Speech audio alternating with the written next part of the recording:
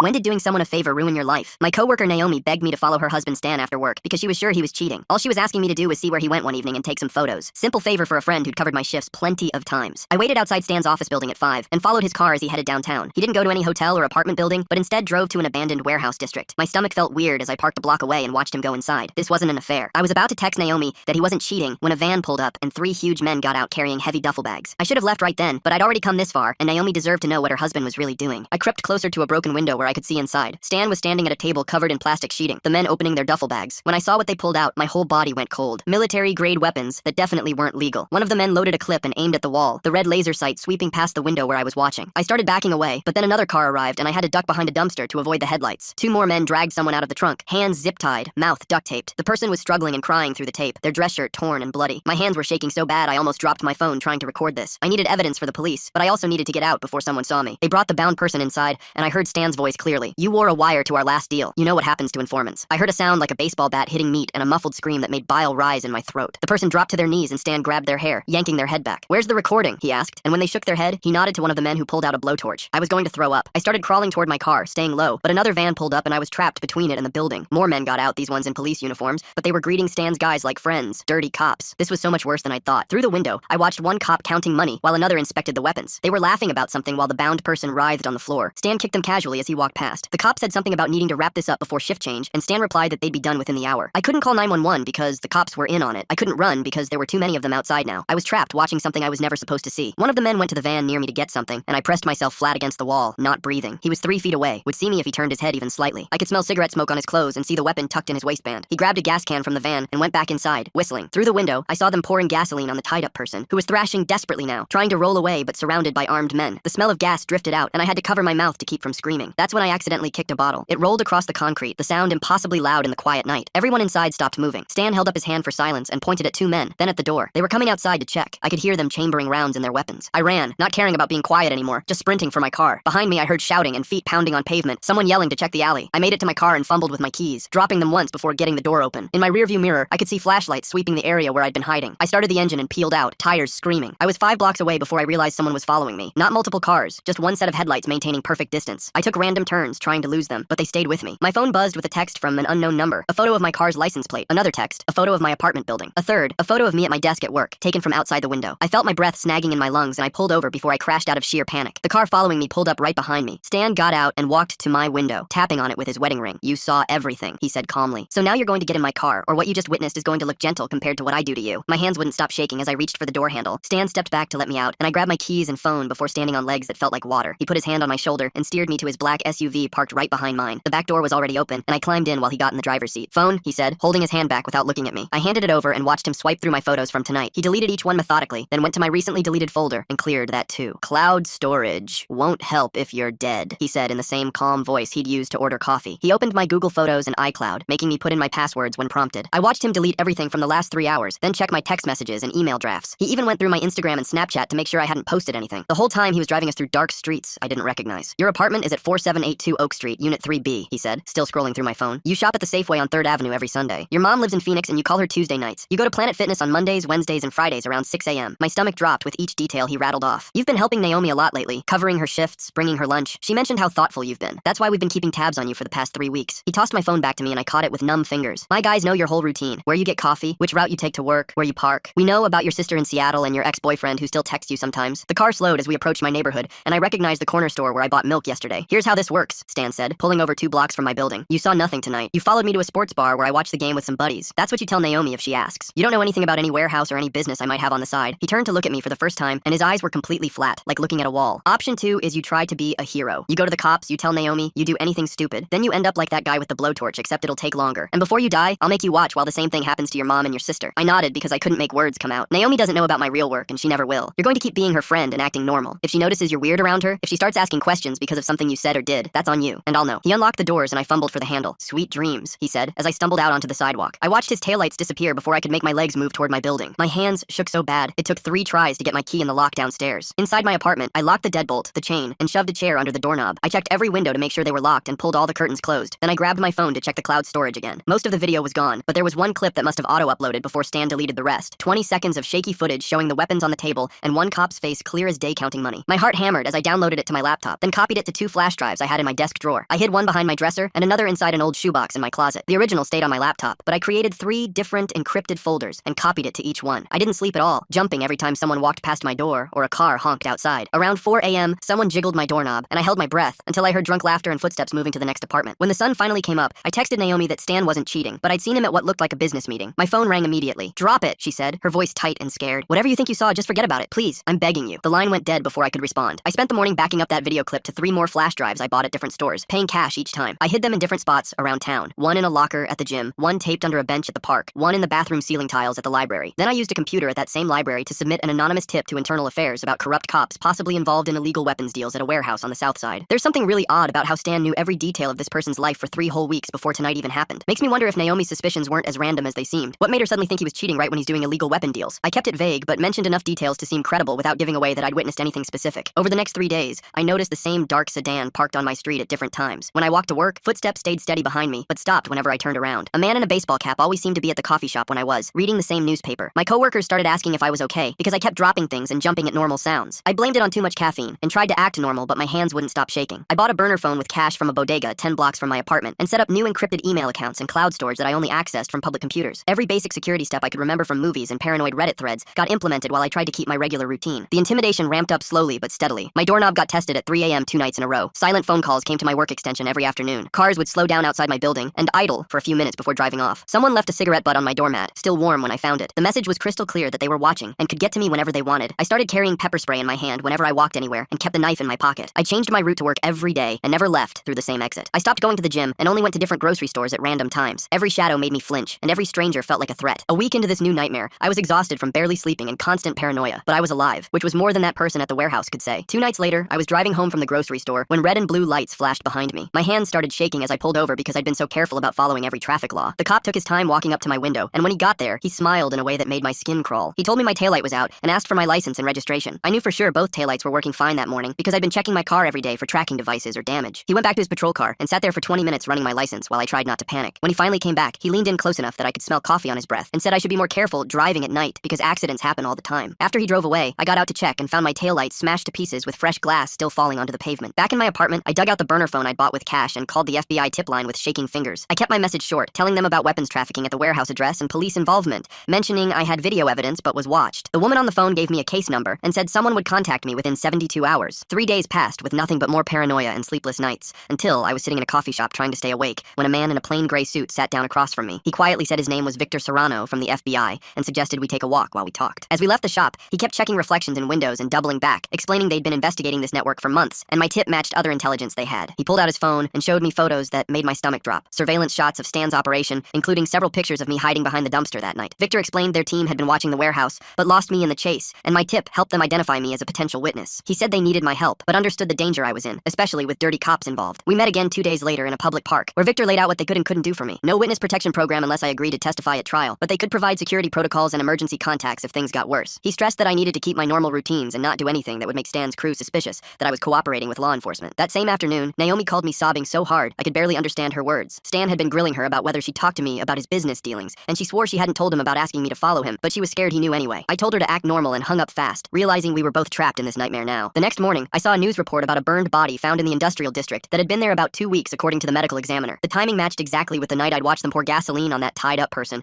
and my breakfast came back up as I ran to the bathroom. Knowing that person was dead made me more determined to help the investigation, even though I was scared out of my mind. That evening, I got a message on an encrypted app from someone named Eliza Shepard, who said she was with Internal Affairs and had received my anonymous tip about police corruption. She warned that her department might have leaks too, so we had to be extremely careful about communication. She asked if I'd be willing to share what I knew about the dirty cops I'd seen at the warehouse. Before I could even process that conversation, my phone buzzed with a photo that made my blood turn to ice. It was me and Victor at the coffee shop, taken from across the street with a zoom lens. The message from Stan's number just said, "Be smart," and I realized they knew I'd talk to the feds, even if they might not know exactly what was said. When I met Victor, again, he asked me to start noting any patterns I observed, like specific vehicles that showed up repeatedly, or faces I recognized, or times of day things happened. He wanted intelligence that wouldn't put me at risk of being seen actively investigating anything. I started keeping mental notes of every car that seemed to follow me for more than 2 blocks, and every person who appeared in multiple locations throughout my day. A week into this routine, I noticed the same blue sedan parked on my street 3 mornings in a row, with someone sitting inside reading a newspaper. The grocery store security guard, who never used to pay attention to anyone, suddenly seemed to watch me every time I shopped. My mailman started asking questions about whether I was expecting any packages, even though I never got deliveries. Every single thing felt like a threat, and I couldn't tell what was real surveillance and what was just my paranoia making me see danger everywhere. At work the next morning, my boss pulled me aside and asked if everything everything was okay at home. She said some guy named Stan had stopped by yesterday asking about my schedule and claiming to be an old friend from college. My coworkers had found it weird since I'd never mentioned any Stan before, and the guy seemed really pushy about getting my exact hours. My boss had given him nothing, but wanted to check if I needed help with something. I made up a story about an ex-boyfriend who couldn't let go, and she offered to have security walk me to my car after shifts. The whole conversation made my skin crawl, because now Stan was showing up at my job and making himself known to people in my life. I spent the rest of my shift jumping every time someone walked past my desk and checking the parking lot through the window. Victor had given me the number of an independent journalist named Rory Spence, who specialized in organized crime stories. I met Rory at a diner across town, where nobody would recognize me. Rory was younger than I expected, with thick glasses and nervous energy that had them tapping their pen constantly on the table. They'd covered corruption cases before and knew how these things worked. We set up what they called a dead man switch, where if something happened to me, all my videos and notes would automatically get sent to their editor for publication. Rory showed me how to upload everything to a secure server and gave me a special email address that would trigger the release if I didn't check in every few days. They mentioned the last person who tried to testify against dirty cops had disappeared 3 weeks before trial, and nobody ever found the body. That didn't exactly make me feel better, but at least now my evidence wouldn't die with me. 2 days later, I stopped for gas on my way home, and Stan appeared out of nowhere while I was pumping. He walked up all smiles like we were old friends, and before I could react, he had his arm around my shoulders, steering me away from other customers. His hand patted down my sides and back, checking for a wire, while he talked loud enough for the security cameras about how good it was to see me again. He mentioned that Naomi had been really stressed lately, and he hoped I wasn't adding to her problems by spreading rumors or getting involved in their personal business. His grip on my shoulder got tighter with each word until I could feel my muscles cramping. When I tried to pull away, he held on and leaned close to whisper that good friends know when to mind their own business. Then, he patted my cheek hard enough to sting and walked back to his car like nothing happened. I stood there shaking while he drove away, and the gas pump clicked off with my tank overflowing onto my shoes. That night, around 10, someone pounded on my apartment door so hard the frame shook. 2 uniformed cops stood there saying they'd gotten a noise complaint and needed to check things out. I hadn't made any noise, and my neighbors were all quiet, but they pushed past me anyway and started walking through my apartment. How did they track down all the different ways to watch someone so quickly? The pattern with the blue sedan showing up exactly 3 mornings makes me wonder if they have shifts or some kind of schedule for keeping tabs on people. They took their time opening closets and looking in drawers while asking if I lived alone and whether I had any weapons or drugs. One cop went through my kitchen cabinets while the other checked my bedroom and bathroom, making comments about my stuff being everywhere. They stayed for 20 minutes, making it clear they could come into my space whenever they wanted. I memorized their badge numbers, but knew reporting them would just make things worse since their buddies would be the ones investigating. After they left, I pushed my couch against the door and didn't sleep at all. The next morning, I called Cecilia Solomon, an attorney Victor had recommended who specialized in witness protection cases. Her office was in a secure building with metal detectors and guards, which made me feel slightly safer. Cecilia was older, with gray hair and sharp eyes that didn't miss anything. She explained that witness protection was nearly impossible to get unless you were testifying in federal court, and even then, the program was underfunded and full of holes. She went through my legal options, which basically amounted to hoping the investigation moved fast enough that Stan's crew didn't have time to kill me. She agreed to be on call if I got arrested on fake charges, which she said happened all the time to witnesses. The consultation cost $500 I couldn't really afford, but having a lawyer's card in my pocket made me feel marginally less helpless. Then my boss called me into her office and said they were cutting my hours due to budget restructuring. She looked uncomfortable and wouldn't meet my eyes while explaining that it wasn't performance related, but they just didn't have enough work to justify my full schedule. My hours went from 40 a week to 15, effective immediately. I knew it was Stan's doing but couldn't prove anything, and my boss seemed genuinely upset about it. With my rent due in 2 weeks and my savings already depleted from the lawyer, I was now broke on top of being terrified. The walls were closing in from every direction, and I had no idea how to fight back against people who controlled everything. Victor arranged for me to make a recorded call to Stan from the federal building where they could monitor everything. They coached me on what to say and had me practice acting nervous and apologetic. When Stan answered, I told him I just wanted to be left alone and wouldn't cause any trouble for him or his family. He laughed and said he didn't know what I was talking about, but that people who stuck their noses where they didn't belong sometimes had accidents. He mentioned that the roads were dangerous this time of year, and I should be really careful driving, especially at night. The agents nodded that they'd gotten what they needed, even though nothing he said was explicitly threatening enough for an arrest. The next day, Naomi called asking if we could meet for coffee. She looked terrible with dark circles under her eyes and her hands shaking as she held her cup. She'd found burner phones hidden in their garage and stacks of cash in a duffel bag in the attic. She was scared to leave because Stan had told her what happened to his first wife who tried to divorce him. She asked if I knew anyone who could help her get away safely, but I had no idea what to tell her. We were both trapped by the same monster, and I realized she was as much a victim as anyone. She cried when I told her I'd try to find her help and hugged me before leaving,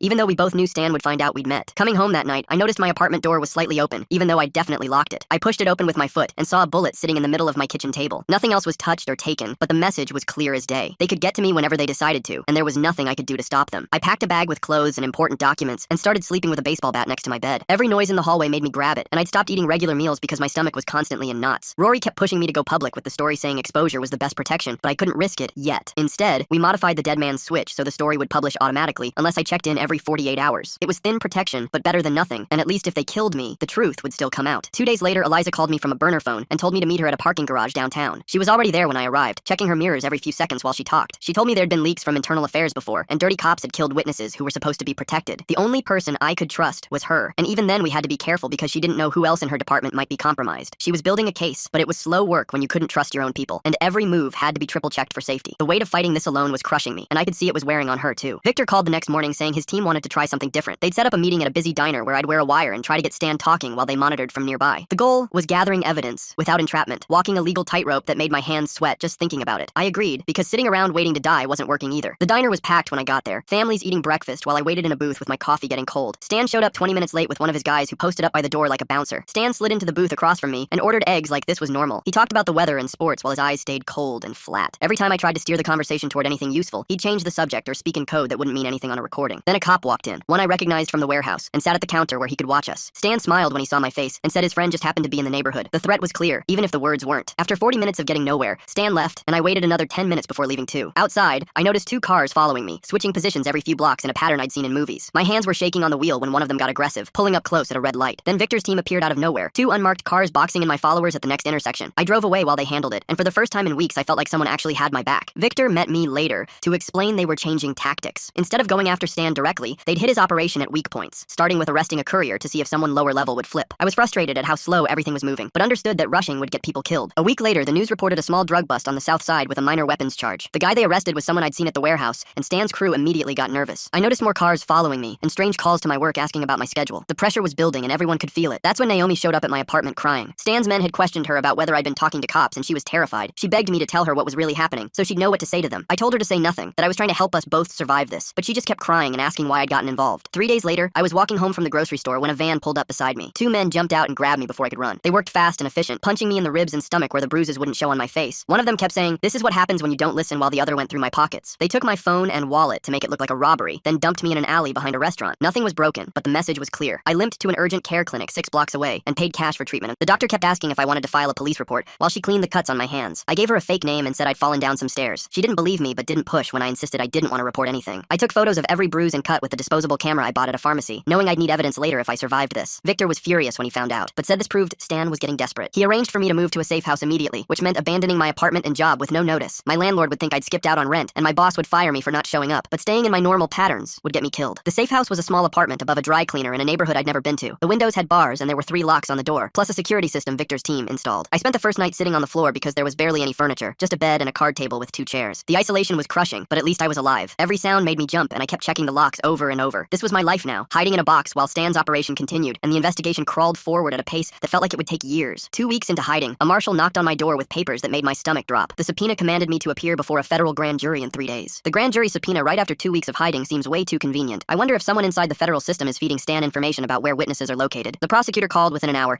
assuring me the proceedings were sealed and no one would know I testified. I wanted to believe him, but I'd already seen how information leaked in this city. The marshal drove me to the federal building through a back entrance, past metal detectors and into a windowless room filled with jurors. I raised my right hand and swore to tell the truth, then spent 4 hours describing everything I'd witnessed at the warehouse. The prosecutor showed me photos and I identified Stan, the dirty cops, the weapons, even the bound victim whose face I'd never forget. My voice shook as I recounted watching them pour gasoline on a human being. The jurors looked sick, and I had to stop twice to drink water when my throat closed up. When it was over, the prosecutor thanked me and promised my testimony would remain sealed until trial. 3 days later, my burner phone buzzed with a photo that made my blood freeze. Someone had captured me entering the federal building, my face clear as day in the image. The next text said, "Rats who talk to suits get what's coming to them." I threw the phone against the wall and watched it shatter, knowing the leak had happened exactly as I'd feared. Rory's article appeared online the next morning, carefully worded but unmistakably about Stan's operation. He wrote about patterns of corruption, organized crime, infiltrating local businesses, and sources close to an ongoing federal investigation. No names or specifics that could compromise anything, but enough to put public pressure on authorities. Stan's crew would know I was one of those sources. My regular phone, the one I wasn't supposed to use, lit up with a message from Naomi. She'd taken photos of a ledger she found in Stan's home office, pages showing payoffs to cops with badge numbers and dates. She was desperate to get out and begged me to help her find protection. I connected her with Eliza through an encrypted app Victor had installed, praying we weren't making things worse. The next day, Naomi called me crying from a gas station. Her garage had been firebombed while she was at work. The message crystal clear about what happens to traitors. Eliza's team picked her up and moved her to a motel outside the city, but we both knew Stan wouldn't stop looking. Our attempts to escape were triggering more violence, not less. The ledger evidence led to an arrest that made headlines across the city. One of the dirty cops I'd seen at the warehouse got picked up at his home, news cameras catching him in handcuffs. But Stan posted his bail within hours using lawyers who probably cost more than I made in a year. The system protected those with money and connections while the rest of us hid in fear. My boss called to tell me I was officially terminated for job abandonment. 2 weeks of not showing up meant automatic dismissal. No exceptions even for federal witnesses. My savings account was draining fast between takeout food and basic supplies. Each withdrawal a reminder that I couldn't sustain this forever. Victor mentioned witness assistance funds, but warned the paperwork would take months to process. The pre-trial motions started with lawyers arguing about evidence admissibility and witness protection protocols. I watched the news coverage from my safe house, seeing Stan in an expensive suit looking calm and confident. The judge sealed some testimony, but kept granting delays that pushed the actual trial date back again and again. The legal system moved like molasses, while the threats against me stayed immediate and real. Someone rang my doorbell one afternoon claiming to be delivering a package I hadn't ordered. I stayed silent behind the locked door, following the protocols Eliza had drilled into me. Through the peephole, I watched them take photos of the building and check the fire escape access. Security cameras caught them testing windows and noting the apartment number. We had to assume the location was compromised, and I'd need to move again soon. The federal prosecutor called with an offer that felt like both salvation and defeat. They couldn't get me into full witness protection, but they had a state program with relocation money and new identity documents. It meant leaving everything behind, becoming someone else entirely, never contacting anyone from my old life again. I stared at the paperwork for hours, knowing I had no real choice if I wanted to survive this. I signed my name, probably for the last time it would ever be my real name, and accepted that my old life was over. The next morning, I opened the encrypted app Victor gave me and typed a message to Naomi telling her I was going away and wouldn't be able to contact her again. My fingers shook as I added that I hoped she'd stay safe and maybe consider doing the same thing I was doing. 20 minutes later, she replied that she'd already packed her car and was heading to stay with family 3 states away because she couldn't risk Stan finding out what she knew. We were both running from the mess we'd stumbled into and would probably never see each other again. The federal marshals showed up at noon with a van and told me to grab only what I could carry in 2 bags. They drove for 12 hours straight, stopping only for gas and bathroom breaks, taking back roads and switching vehicles twice before we reached a city I'd never been to before. They handed me documents with my new name, a driver's license, social security card, and told me I'd start work at a warehouse on Monday loading trucks for minimum wage. The apartment they'd arranged was a studio above a Chinese restaurant that smelled like old grease and had bars on the windows. I sat on the mattress they'd provided and stared at my new ID, trying to memorize a name that wasn't mine and a birthday I'd have to pretend was real. The marshals left after showing me the panic button app on my phone and reminding me to never search my old name online or contact anyone from my previous life. That first week, I jumped every time someone walked behind me at the grocery store and checked my locks 5 times before bed. The warehouse job was hard physical work that left me too tired to think much, which was probably good since thinking led to panic attacks about whether Stan's people would find me. 3 weeks in, I got a message through the secure channel that Stan's lawyers had filed another motion to delay the trial, and a key witness had suddenly decided not to testify after their house burned down in what fire investigators called an accident. The system was failing exactly like I knew it would, because money and fear were more powerful than justice. I wondered if my testimony would even matter when the trial finally happened, or if I'd given up everything for nothing. 3 months into my new life, I noticed the same car parked across from my apartment building 3 days in a row. Could have been someone visiting a neighbor, or could have been someone watching me, but the not knowing made me change my route to work and start using the back entrance to my building. The paranoia was exhausting, but it kept me alive, making me check reflections in windows and memorize faces in crowds. Victor sent a message through the encrypted channel saying the investigation was moving slowly, and it would probably be years before they could really dismantle Stan's operation. They arrested some low-level dealers and shut down 2 warehouses, but the main players just moved their business and kept going like nothing happened. Reading his update felt like swallowing broken glass, because it meant all this sacrifice was barely making a dent. 6 months in, I learned Naomi had testified via video link from wherever she was hiding, and her evidence helped convict 2 of the dirty cops. But Stan's expensive lawyers worked out a plea deal where he'd only serve 5 years, with possibility of parole in 3 if he cooperated with authorities about his competitors. The prosecutor called it a win, but it felt like the system protecting criminals who could afford good lawyers while the rest of us hid in fear. My days settled into careful patterns of work, home, and minimal contact with other people. I sat facing the door in the break room at work, and always kept my back to walls in public places. Loud noises made me flinch, and unexpected knocks on my door sent my heart racing. The therapist the program provided said these were normal trauma responses, but knowing that didn't make them go away. A year after relocating, I got word that Stan had been released early for good behavior and for providing information about rival operations. He'd served 18 months for running a criminal empire that destroyed lives and murdered people. The message said he'd agreed to stay away from his old territory as part of his release conditions, but everyone knew those agreements meant nothing to someone with his connections. I threw my phone against the wall when I read it, and then had to buy a new one with my grocery money. Sometimes late at night I'd lie awake wondering if I should have just driven home that evening and pretended I never saw anything. But then I'd remember that person on the warehouse floor, bound and crying, about to be burned alive, and I knew staying silent would have been worse than living in hiding. Even if the system was broken and Stan walked free, at least I tried to do something. Rory started sending updates every few months through encrypted channels about what was happening back home. Stan had new business partners and was operating in different locations, but doing the same crimes, with better lawyers on retainer. Some cops got transferred to different precincts, but kept their badges and pensions. The warehouse district where everything started was still hosting illegal activities, just with different players. Each update reminded me that nothing had really changed, except I'd lost my entire life. My old apartment had been rented to someone else, my job position filled within a week, and my social media accounts deleted like I'd never existed. Meanwhile, Stan was probably eating at expensive restaurants and sleeping in his own bed, while I worked minimum wage and looked over my shoulder every day. The way they set up this whole new identity system is really interesting. New birthday, new name, even a prearranged job at a warehouse. The anger burned in my chest, but there was nowhere for it to go except into loading boxes faster at the warehouse. 18 months went by like that, loading trucks and staying invisible, until the day my bank account showed the last witness protection payment had hit, and that was it. No more help from the government. The warehouse paid $12 an hour, which covered my tiny apartment and cheap food, but nothing else, and I couldn't put my real degree or work history on any job applications because that would leave a trail. I'd gone from making 60 grand a year to barely 24,000, from having a career to having a dead-end job where my boss yelled at me for taking too long on bathroom breaks. The other workers talked about their weekend plans and vacation dreams, while I counted every dollar and knew this was as good as it would get. 2 years into this new life, I finally stopped checking behind shower curtains before using the bathroom and stopped mapping out escape routes from every building I entered. The fear shifted from sharp panic to dull background worry, like how people who live next to airports stop hearing the planes after a while. My hands stopped shaking when cars backfired, and I could walk past men in suits without my heart racing, though I still crossed the street when I saw cop cars. One morning, my burner phone buzzed with a message from an encrypted app, and when I opened it, my throat went tight because it was from Naomi. She'd managed to divorce Stan from wherever she was hiding, had changed her name like me, was working at some diner and taking online classes at night to become a paralegal. She said she was okay but different, that what we went through had changed her into someone harder and more careful, and I knew exactly what she meant, because I saw that same change in my own reflection every morning. We couldn't risk regular contact, but just knowing she was out there surviving too made me feel less alone in this weird half-life we were both living. 6 months later, Victor sent his own encrypted message saying he was retiring from the Marshal Service, and wanted me to know he was sorry the system had failed to protect me properly. He mentioned my testimony had helped convict 3 mid-level guys, even though Stan and the dirty cops had walked free, said it was something even if it wasn't enough. And I wanted to throw my phone at the wall because 3 random criminals in jail didn't give me my life back. Sometimes late at night I'd think about trying to go home, maybe reaching out to old friends or applying for jobs in my actual field. But then I'd remember Stan's eyes when he tapped on my car window, and I knew going back would be signing my own death warrant. His crew didn't forget, and they didn't forgive, and even years later they'd be watching for me to make that mistake. So this small, careful life was the price I'd paid for doing the right thing and calling the feds. At the warehouse there was this woman who worked the morning shift who seemed nice, always bringing extra coffee, and asking about my weekend, but when she suggested we grab drinks after work, I had to make up excuses, because how could I explain that getting close to anyone meant putting them in danger?